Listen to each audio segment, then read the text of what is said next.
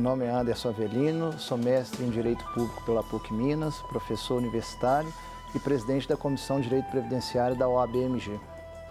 E a importância da Previdência Social, que independentemente de classe social ou condição econômica, ela vai atingir a todos os brasileiros.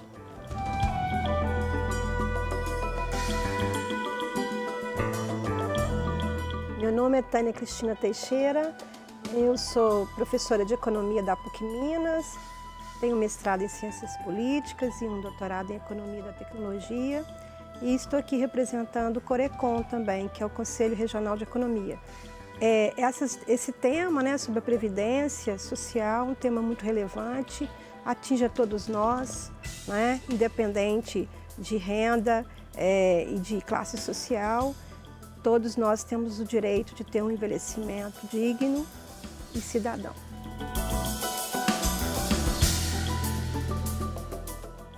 Eu sou Adilson Rodrigues, sou presidente do SINAP-MG, Sindicato dos Aposentados, Pensionistas e Idosos de Minas Gerais.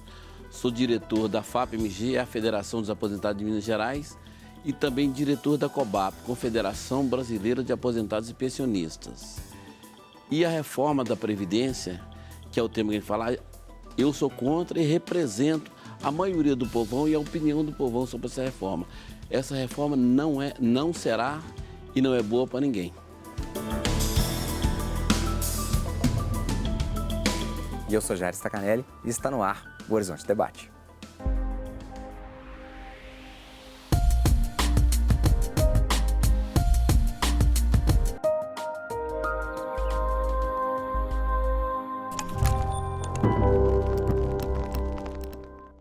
Mudanças propostas pelo governo nas normas da Previdência Social preocupam a vida de 7 em cada 10 brasileiros.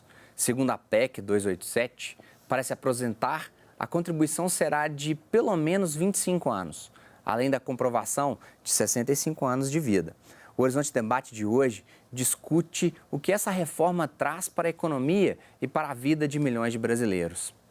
Anderson, primeiro, o que é Previdência Social? Isso que está na boca e no cotidiano de tantas pessoas, que gera renda para tantas cidades. Vamos pensar que algumas cidades do interior do estado, elas funcionam com o dinheiro da Previdência, a farmácia, a padaria. O que é Previdência Social primeiro? Bom, inicialmente, Previdência Social vem do verbo prevedere, que é ver com antecedência, ver com antecipação. O Estado avocou para si a responsabilidade de fazer um seguro social, tendo em vista que as pessoas não têm o hábito de fazer poupança por conta própria. Então, por conta disso, o Estado instituiu uma tributação, que é a contribuição previdenciária, onde ele, Estado, faz a administração desse dinheiro para um seguro social. Agora, você tocou num ponto bastante importante, que é do ponto de vista social da Previdência Social.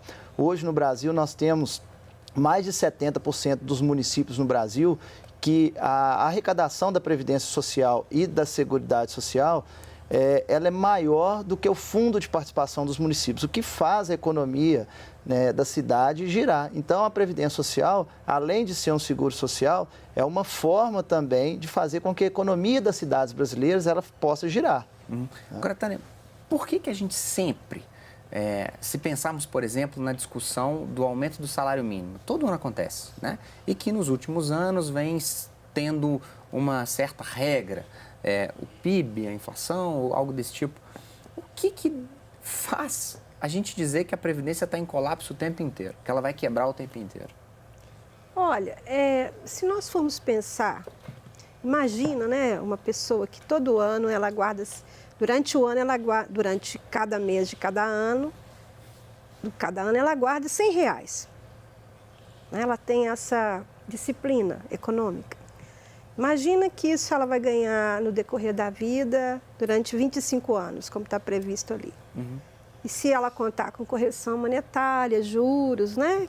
Se ela consegue lidar com o mercado financeiro, bancário, certamente essa pessoa está muito protegida. Ela necessariamente não precisa direto dessa previdência social pública, não é verdade? Mas se nós formos pensar o seguinte, quais são as pessoas que têm essa condição no nosso país? Ao longo desses 30 anos de trabalho... ter essa disciplina e ter essa visão financeira.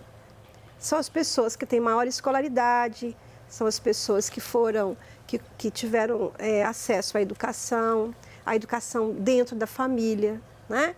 Então, e mais do que isso, tiveram uma renda maior do que a necessária para sobreviver. Então, no nosso país, a maioria das pessoas vivem da renda dos salários, entendendo que renda é diferente de salários. Mas a renda salarial, ela é que mantém a maioria das famílias brasileiras. O cidadão que ganha para poder comer e tocar o dia dele. É um cidadão que ganha e que não sobra no e final não do mês sobra. nada. Né? E, na verdade, a gente fala, eu tenho um certo receio de dizer que nós não temos a cultura da poupança.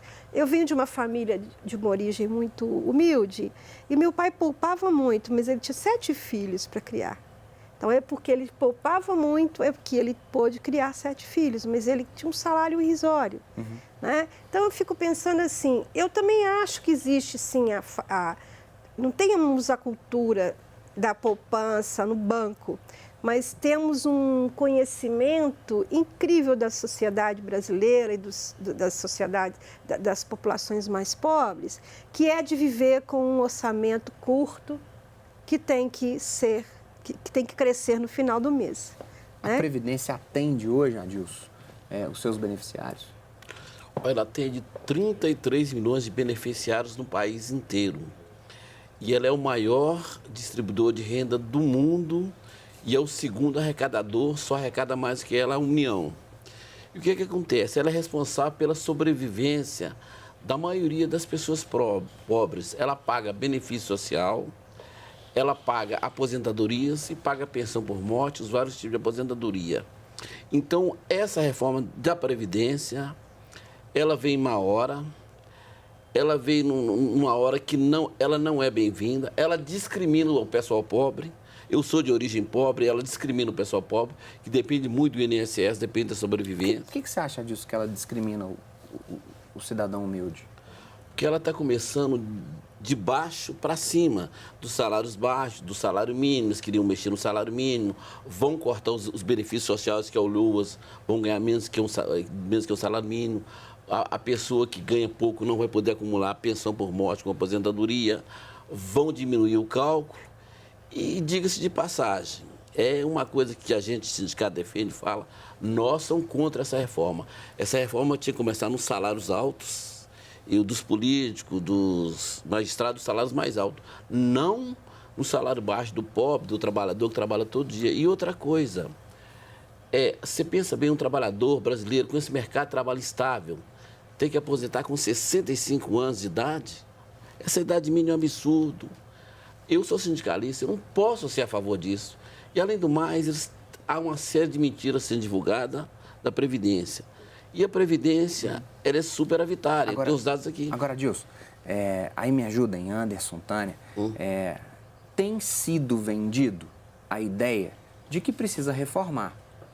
E quando falamos de alguns desses agentes públicos, Renan, a própria legitimidade do governo Temer ou não, as pessoas estão indo para a rua e estão discutindo, estão brigando. O teto de gastos, por exemplo. A gente não brigou, as escolas sim, ocupadas, as universidades, mas muitas pessoas foram às ruas nos domingos para defender o teto de gastos.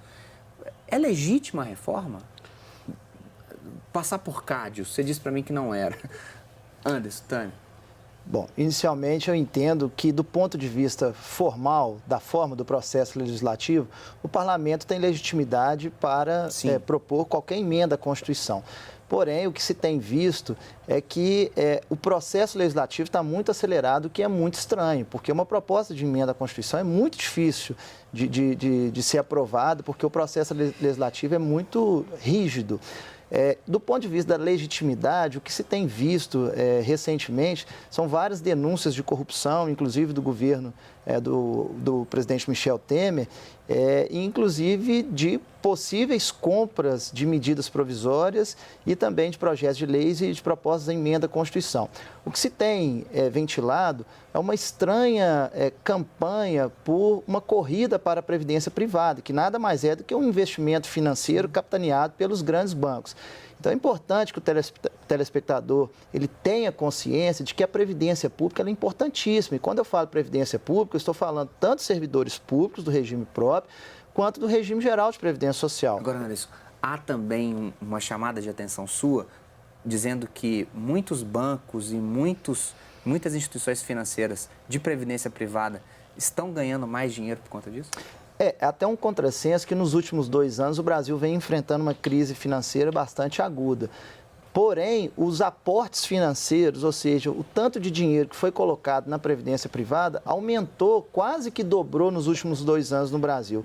Então, está tendo uma campanha de que a previdência pública do regime geral vai quebrar, o que é uma mentira. Depois a gente vai até comentar sobre isso também. E está todo mundo correndo para a previdência privada. Então, é bom que fique bem claro que nos últimos anos alguns serviços públicos no Brasil eles estão sendo sucateados. Por exemplo, a saúde, a educação, a segurança pública. E agora chegou a vez do desmonte da Previdência Social que vem ocorrendo paulatinamente ao longo dos últimos 20 anos no Brasil. Só que dessa vez veio uma pancada muito forte na cabeça do trabalhador, porque foram mudanças muito duras, possíveis mudanças muito duras e muito drásticas. Tânia, Adilson, no segundo bloco nós vamos estender nessa pergunta que eu fiz ao professor Anderson. Talvez tenha sido o jargão que mais utilizei em 2016, Bertolt Brecht. Se você não sabe de política, você não sabe de onde vem o preço do pão e nem da sola do seu sapato. Vamos para um breve intervalo. Até daqui a pouco.